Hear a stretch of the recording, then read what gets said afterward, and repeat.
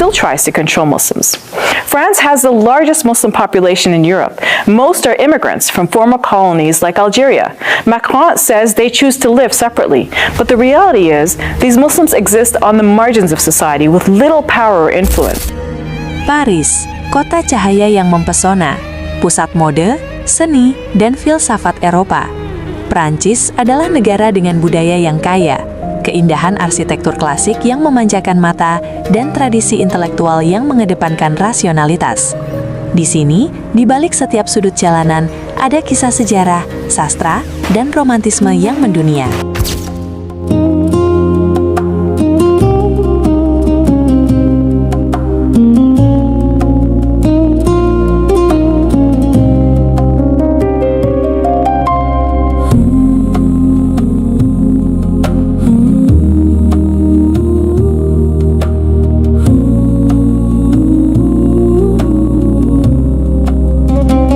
Di awal Januari 2026 ini, di balik tirai keindahan itu, tersembunyi sebuah pergolakan besar. Prancis adalah benteng sekularisme, laicite, yang paling kokoh. Sebuah negara yang bangga memisahkan agama dari kehidupan publik secara ekstrim.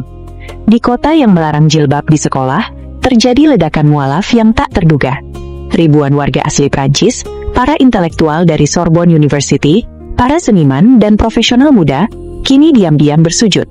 Sujud mereka adalah pemberontakan paling elegan terhadap sistem yang gagal memberi mereka kedamaian. Ini adalah kisah kebangkitan Islam yang paling dramatis di jantung Eropa.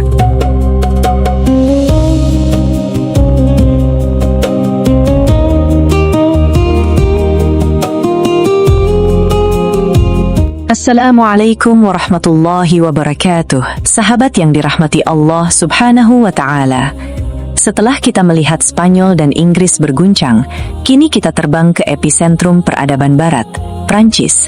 Di tahun 2026 ini, data menunjukkan sesuatu yang mengejutkan.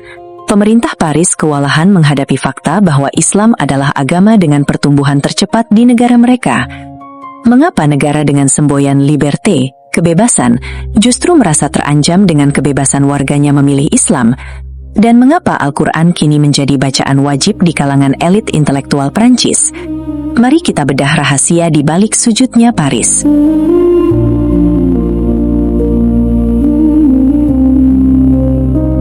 Islam is different. Okay. In France, Islam is bad. Okay. And here? Oh wait, so you Muslim? Yes, I'm Muslim. MashaAllah. Assalamu alaikum. Alaikum salam. Assalamu alaikum li. I didn't know. Yes. Are you like a revert Muslim or you born Muslim? No, I revert. Okay, revert. Yes, Wow, in, God bless you. 1 year old. Oh really? Yes, little Muslim. MashaAllah. Allahu Akbar. She revert. May Allah protect you. May Allah. You know, I hope if you don't meet here, we meet in heaven. Yes. Yeah? Yeah. Oh, I'm proud of us. Because you guys, you love each other, right? Yeah. She's your friend, right? Yeah, it's my friend. Any true love, if they love you and they don't want you to be with them in heaven, Yes. they don't love you. Yes. But the true love, She's the best friend of yes, my life. yes, they need to make sure friend here, friend in heaven. And heaven. Yeah? Yes. Je me rends compte à quel point dans le Coran Karim, je retrouve des outils concrets que je peux utiliser, que je peux mettre en place, qui ce point-là ont été révélés il y a plus de 14 siècles et qui sont toujours à l'ordre du jour. Car ils nous invitent à avoir des relations saines entre hommes et femmes, entre membres d'une même famille, en tant que sage-femme, je le mets au profit des relations entre parents et enfants. Donc, j'invite tout couple ou futur couple et jeunes parents ou futurs parents à relire maintes et maintes fois le Coran et à faire en sorte que justement cette lecture soit aussi une activité commune. C'est un très beau projet commun que d'avoir cette lecture à deux et de l'analyser et de pouvoir faire part à son conjoint de son approche. Mari kita bicara data yang membuat pemerintah Prancis pusing. Di tahun 2026, Prancis memiliki populasi muslim terbesar di Eropa Barat, sekitar 6 juta jiwa. Dan yang paling menohok, sekitar 3.000 warga Prancis asli memeluk Islam setiap bulannya. Menariknya, para mu'alaf ini adalah mereka yang dididik dalam budaya Prancis yang kritis dan rasional. Mereka mencintai seni, filsafat, dan keindahan kota mereka. Mereka dididik untuk mempertanyakan segalanya. Ironisnya, pendidikan kritis inilah yang membawa mereka pada Islam. Mereka merasa budaya sekuler Prancis yang mengutamakan individualisme gagal memberikan makna hidup. Mereka menemukan bahwa nilai-nilai kebersihan, estetika, dan ketertiban dalam Islam justru selaras dengan kecintaan mereka pada keindahan Prancis. Masjid-masjid di pinggiran kota kini menjadi pusat kebangkitan intelektual, di mana diskusi tentang sains dan Al-Quran jauh lebih hidup daripada di kafe-kafe Paris.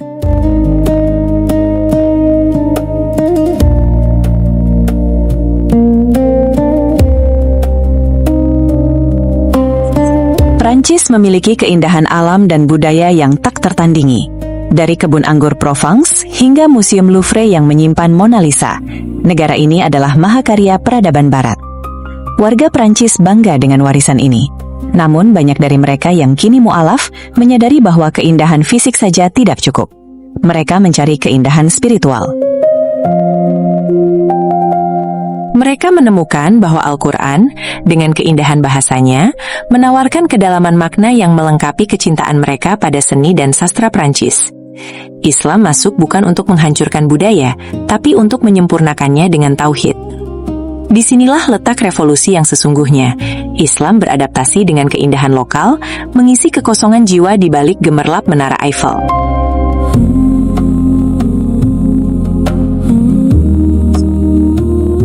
Read the Quran, you will find the answers you're looking for, no doubt. This is the Quran. This is the Quran. You can see in Arabic. This is the Quran. This is the Quran. Really? No, this is the Quran. This is the Quran, yes. I have Quran in my hand. 100%. I don't deserve that.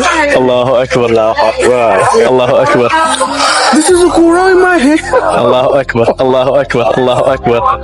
I don't know what to say. MashaAllah. MashaAllah. Believe me, and I will find you.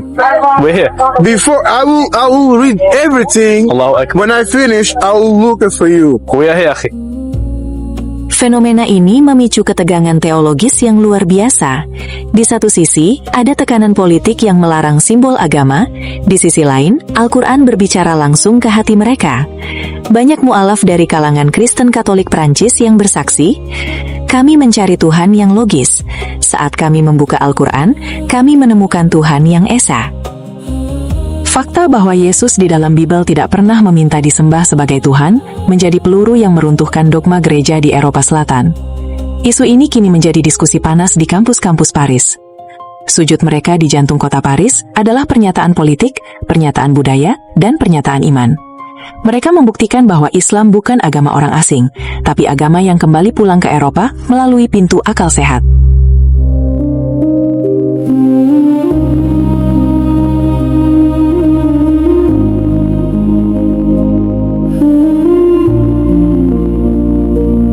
Prancis hari ini di titik nadir, tapi juga di titik harapan. Sejarah sedang mencatat bahwa ideologi sekuler yang diagung-agungkan mulai menemukan batasnya. Dan disitulah cahaya Islam bersinar terang. Kita menyaksikan langsung bagaimana keindahan budaya Prancis berkonvergensi dengan keindahan ajaran Islam. Terima kasih telah menemani saya dalam perjalanan intelektual ini. Mari kita sebarkan cahaya ini lebih luas lagi. Mata Media undur diri, sampai jumpa di puncak kebangkitan berikutnya. Wassalamualaikum warahmatullahi wabarakatuh.